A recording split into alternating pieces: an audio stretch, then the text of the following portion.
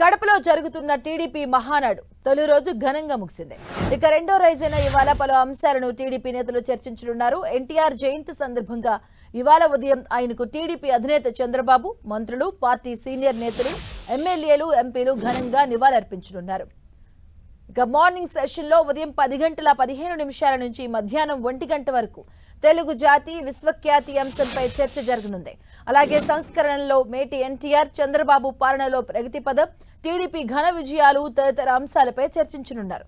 మధ్యాహ్నం సెషన్లో స్త్రీశక్తి, మహిళా శిశు సంక్షేమం సాధికారత, సామాజిక న్యాయం, పేదల ప్రగతి అంశంపై చర్చ జరగనున్నది.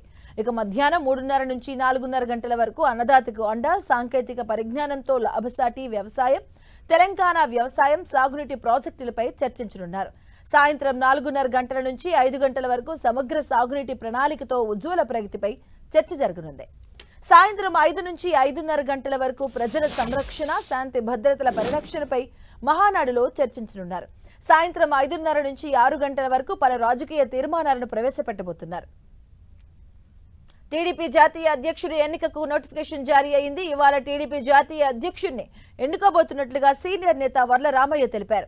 సాయంత్రం 6 గంటలకు జాతీయ అధ్యక్షుడి ఎన్నిక ప్రకటన, ప్రమాణ కార్యక్రమాలు ఉంటాయని టీడీపీ తెలిపింది.